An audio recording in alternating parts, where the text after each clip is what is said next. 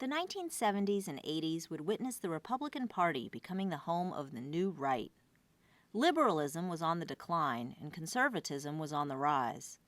This trend would be embodied by the success of the Reagan campaign in 1980, which brought an end to the so-called New Deal coalition that had been forged by President Franklin Delano Roosevelt nearly 50 years before. Reagan Democrats were those working-class and lower-middle-class lifelong supporters of the Democratic Party who switched sides and voted for Reagan in this pivotal election.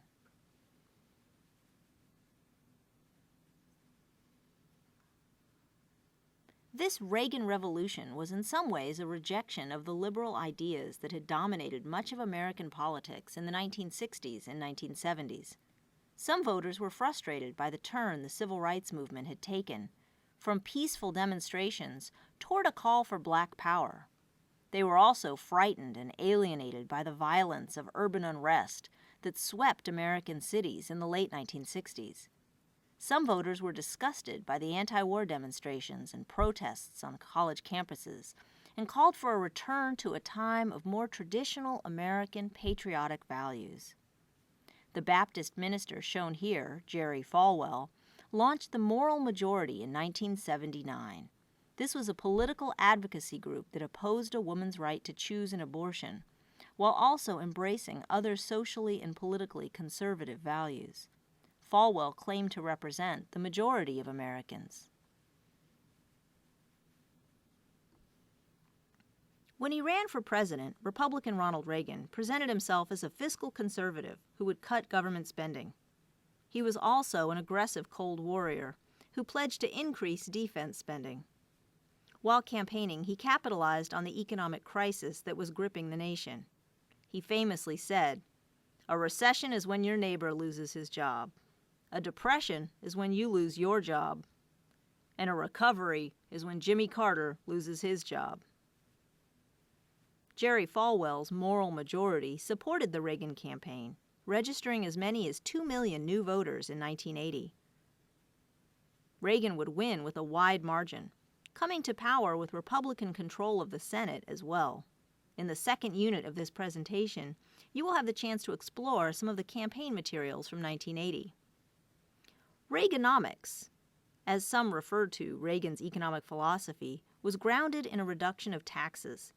This supply-side economics theory argued that lowering taxes both on individuals and on corporations would lead to job creation and private investment in the economy.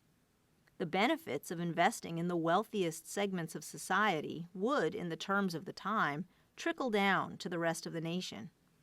President Reagan spoke dramatically about the need to limit the power and size of the federal government, famously saying, "Government is not the solution to the problem. Government is the problem."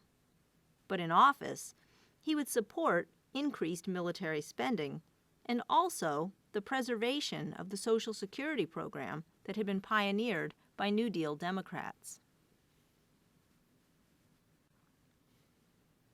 The 1970s and 1980s also witnessed profound changes in technology and culture that would shape American life for decades. Here we see an Apple II computer from 1984. This was the first major home computing system, and it opened Americans' eyes to the possibilities of desktop publishing. Computers would soon integrate themselves into nearly all aspects of American life, from banking and automated tellers to laptops and handheld devices. The movement for gay and lesbian rights would shift gears during the 1980s as the community was called upon to fight a mysterious new disease. At first identified in the gay male population, the fatal epidemic brought gays and lesbians together. The Reagan administration ignored the early years of the AIDS crisis, leaving gay organizations such as the Gay Men's Health Crisis and the AIDS Memorial Quilt to mobilize on their own to try to bring attention to the situation. By 1987, the Reagan administration launched a presidential commission on the disease, which called for research into the medical side as well as anti-discrimination laws to protect the social realm. As the Reagan years would draw to a close, the shadows of both America's culture wars and its involvement in the Cold War would linger.